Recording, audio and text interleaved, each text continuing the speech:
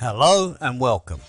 Join me as I dive into the history of Isaan, explore the clash between tradition and modernisation, and unpack what this means for other cultures grappling with the same challenges. So yes, assimilation versus preservation, the age-old battle. A bit like whether pineapple belongs on pizza, but with fewer Twitter or X wars and more historical consequences. Should cultures merge, mix and become one big happy family?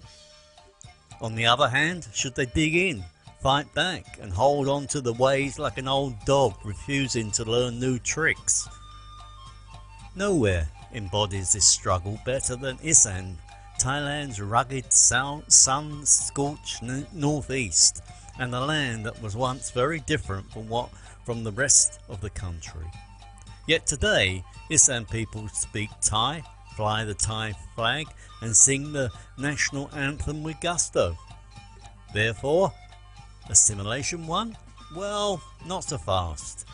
Beneath that Thai exterior, Isaan still dances to a different drum. Furthermore, this fascinating mix of integration and stubborn resistance makes Isaan such a perfect case study for cultures facing the same pressures around the world. Stick around and I will tell you what happened to Isaan, how it navigated the push and pull of identity, and why this matters far beyond Thailand. A land between worlds. To understand Isaan's identity crisis, you first have to know that Isaan was not always Thailand. A few hundred years ago, this region was essentially the western frontier of the Lao kingdoms under the rule of Vientiane. Culturally, linguistically and even culinary, yes, sticky rice does matter. Isaan was more Lao than Thai.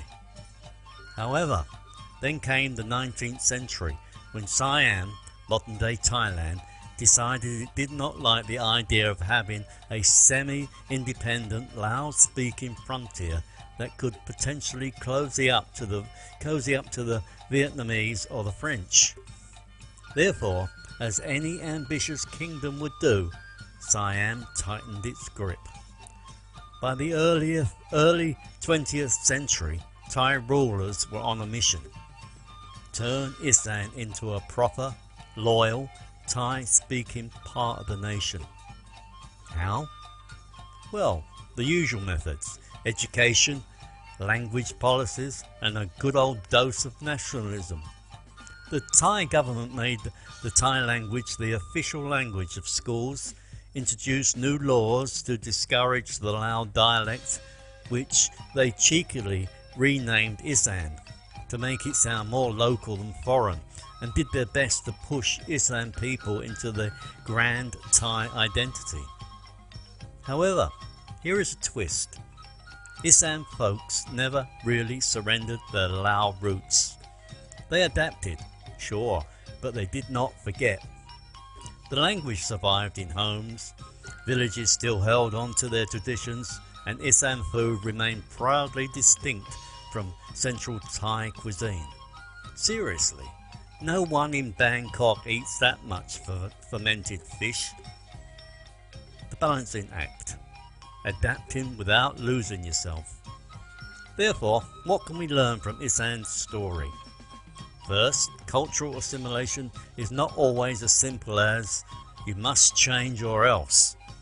Instead, it is often a slow, messy and deeply human process where people take what they need and quietly ignore the rest. Isaan people accepted Thai schools, Thai bureaucracy and even Thai pop culture. However, they refused to give up their local spirit, their music and their way of life. Furthermore, when the 1970s and the 1980s rolled around, something fascinating happened.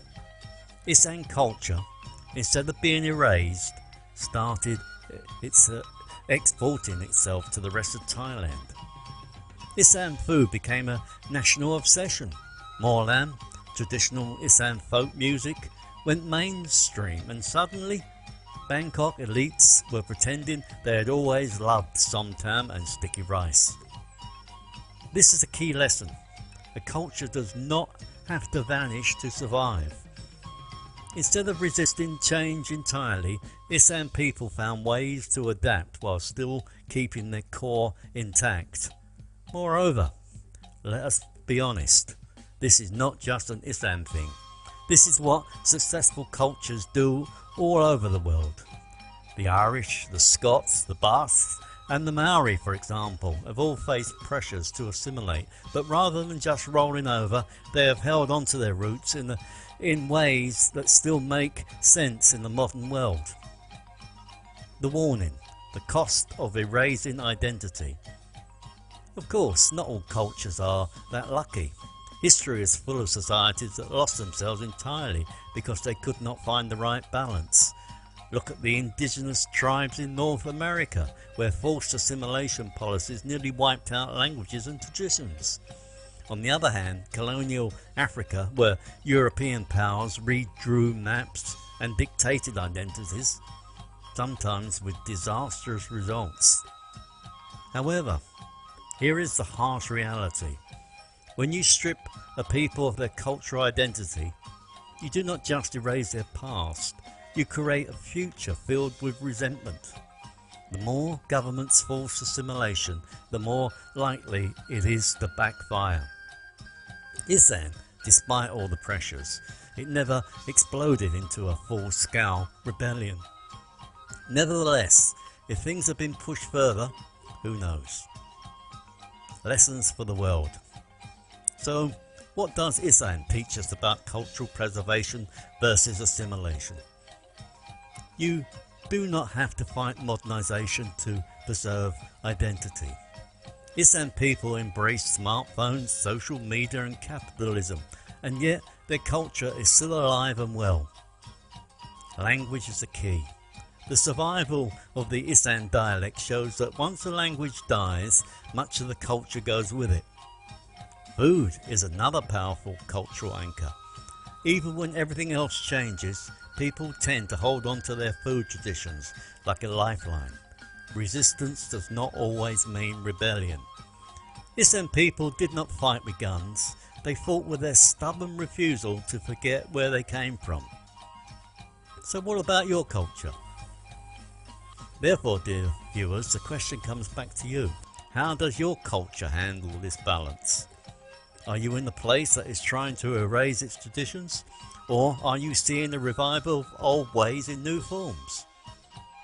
Drop a comment below and let me know what is happening in your part of the world. Moreover, while you are at it, do the decent thing, like subscribe and hit that bell. Otherwise, I might start speaking in my version of a full-on Isaan dialect, and trust me, you do not want to hear that. Bye bye.